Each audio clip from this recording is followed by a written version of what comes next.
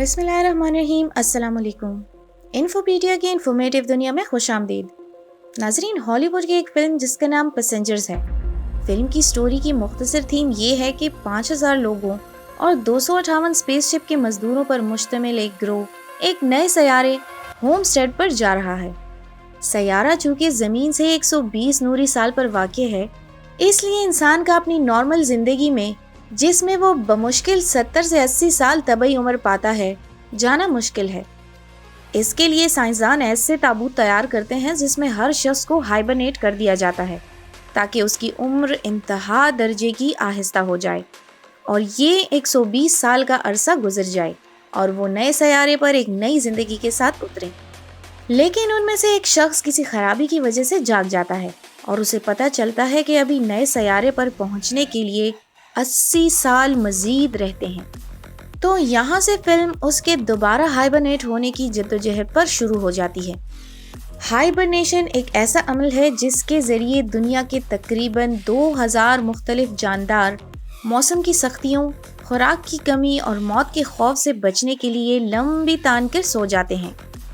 उनके खुलियों में मौजूद जीन इस तरह के खौफ व खतरात से आगाह हो जाते हैं और उन पर एक बहुत लंबी नींद तान देते हैं, जिसे हाइबरनेशन कहते हैं।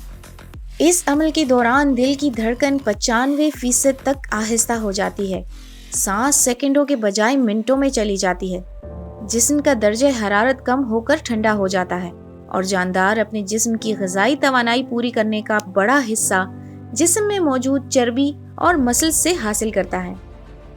खुराक या चर्बी से तवानाई हासिल करने के इस अमल को मेटाबॉलिज्म कहते हैं।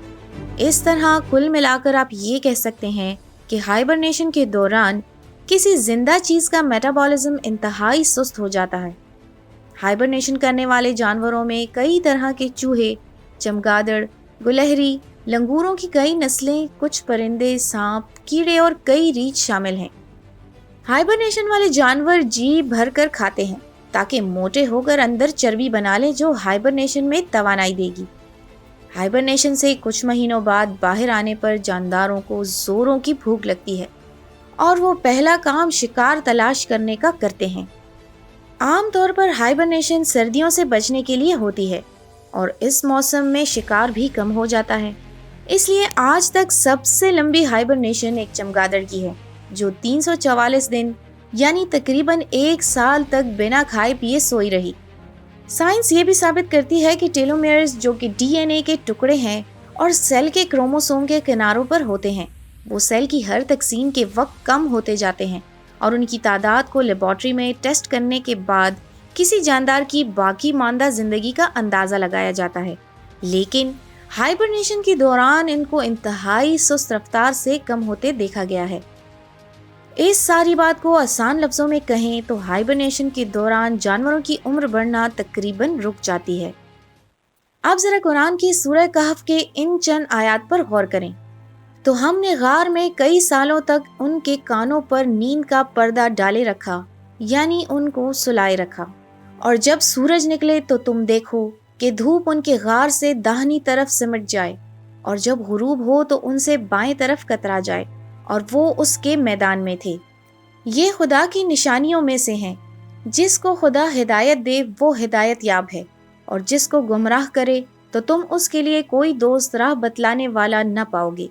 और तुम उनको ख्याल करो कि जाग रहे हैं हालांकि वो सोते हैं, और हम उनको दाएं और बाएं करवट बदलाते थे और उनका कुत्ता चौखट पर दोनों हाथ फैलाए हुए था। अगर तुम उनको झांक कर देखते तो पीठ फेर कर भाग जाते और उनसे दहशत में आ जाते। और इस तरह हमने उनको उठाया ताकि आपस में एक दूसरे से दरियाफ्त करें।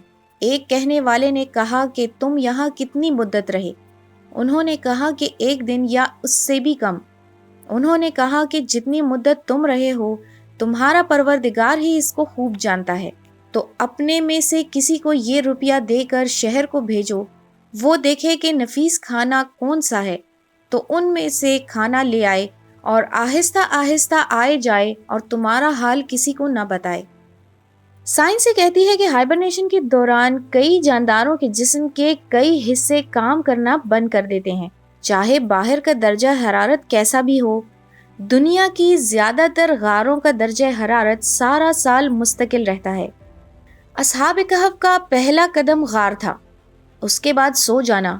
قرآن کا یہ کہنا کہ ان کے کانوں پر نیند کا پردہ ڈال دیا، دراصل ہمارے اندرونی کان کے حصے کی طرف اشارہ ہو سکتا ہے جو ایک غیر معمولی آواز پر چونک کر دماغ کو سگنل بھیجتا ہے اور دماغ ہمیں جگا دیتا ہے۔ لیکن اصحاب کہف کے معاملے میں وہ حصہ مکمل رک چکا تھا۔ اگر سورج کی روشنی غار میں پڑتی تو غار کا درجہ حرارت بڑھتا جو اصحاب کو جگا سکتا تھا۔ دوسرے، سورج کی تیز شعاعیں جلد پر پڑنے سے جسم میں فری ریڈیکل مالیکیولز بڑھتے ہیں جو انسان کی عمر بڑھانا شروع کر دیتے ہیں۔ لیکن قرآن کا یہ کہنا کہ طلوع و غروب کے وقت سورج غار کے سامنے نہ ہوا، اس واقعے کو بڑے دلچسپ مرحلے میں لے کر جاتا ہے، یعنی غار سارا عرصہ ٹھنڈی رہی۔ سائنس مانتی ہے کہ سویا ہوا شخص اگر زیادہ دیر تک کروٹ نہ بدلے تو خون کا بہاؤ رکنے اور پریشر کی وجہ سے جسم پر بڑے بڑے زخموں کی بیماری کا شکار ہو سکتا ہے، جسے پریشر السر کہتے ہیں۔ لیکن قرآن کہتا ہے کہ اصحاب کی کروٹ باقاعدہ بدلائی جاتی رہی، چنانچہ وہ اس بیماری سے محفوظ رہے۔ سائنس کہتی ہے کہ اگر آنکھیں زیادہ دیر تک بند رہیں تو آنکھوں کے آپٹک نروز کو نقصان پہنچا کر اندھا کر سکتی ہیں۔ اگر زیادہ دیر تک مستقل کھلی رہیں تو کارنیا کو نقصان پہنچائیں گی، یعنی زیادہ دیر تک آنکھیں کھلی رکھنے یا بند کرنے سے نقصان ملتا ہے۔ کوما کے اکثر مریض اگر لوٹ آئیں تو آنکھوں کی بیماریوں کا شکار ہو چکے ہوتے ہیں۔ اب ظاہری سی بات ہے کہ اتنا لمبا عرصہ سونے کے لیے آنکھوں کا باقاعدہ وقفے سے جھپکتے رہنا ضروری ہے تاکہ نظر ضائع ہونے سے بچ جائے۔ سائنس کہتی ہے کہ ہائبرنیشن میں ایک جاندار اپنے جسم کی انرجی کا بڑا حصہ استعمال کر لیتا ہے اور وہ باہر آتے ہی شکار شروع کر دیتا ہے۔ قرآن کہتا ہے جیسے ہی وہ اٹھے، ایک نے کہا بازار سے بہترین کھانا لے کر آؤ۔ ان سب نکات سے یہی ثابت ہوتا ہے کہ اصحاب کہف ہیومن ہائبرنیشن کی وہ ٹیکنالوجی حاصل کر چکے تھے جو فلم پیسنجرز میں دکھائی گئی ہے۔ اب یہ کیسے ممکن ہوا؟ کیا انہوں نے کوئی پھل یا جڑی بوٹی کھائی یا کسی ایسے جانور سے کوئی چیز ان کے جسم میں منتقل ہوئی جو غار میں ہائبرنیٹ کر رہا تھا؟ اللہ بہتر جانتا ہے۔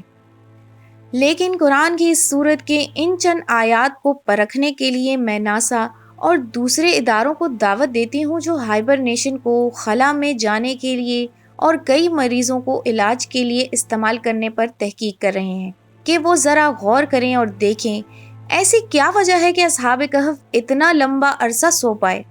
اگر 300 شمسی سال کو گوگل میں لکھ کر قمری سال میں تبدیل کریں تو 309 سال بنتے ہیں۔ قرآن کہتا ہے اور اصحاب کہف اپنے غار میں 9 اوپر 300 سال رہے۔ سبحان اللہ، کیا اعداد و شمار اور حکمت ہے میرے رب کی۔ یہ چند نوجوان تھے، باقی پوری سلطنت گمراہ اور بادشاہ ظالم تھا جو انہیں پتھر مار مار کر ہلاک کر دینا چاہتے تھے۔ لیکن جب ان نوجوانوں نے اپنے رب پر بھروسہ کیا تو اس نے ان کے لیے راہ نکالی اور ہمارے لیے اس میں ایک سبق چھوڑ دیا۔ ترکی کے شہر تارسس میں ایک غار موجود ہے جسے اصحاب کہف کی غار مانا جاتا ہے۔ اصحاب کہف کا واقعہ عیسائی مذہبی کتابوں میں اور رومی تاریخ میں بھی دی 7 سلیپرز کے نام سے موجود ہے، لیکن جسے قرآن نے بالکل سائنس کے موافق بیان کیا، ایسا بیان کسی کتاب میں نہیں ملتا۔ امید ہے ناظرین آپ کو آج کی ویڈیو پسند آئی ہوگی۔ پسند آنے کی صورت میں اسے لائک کیجیے اور اپنے فرینڈز کے ساتھ بھی شیئر کیجیے۔ اگر آپ ہمارے چینل پر نئے ہیں تو ہمارے چینل کو سبسکرائب کرنا مت بھولیے گا۔ ملتے ہیں آپ سے ایک اور انفارمیٹیو ویڈیو کے ساتھ، تب تک کے لیے اپنا ڈھیر سارا خیال رکھیے گا۔ اللہ حافظ۔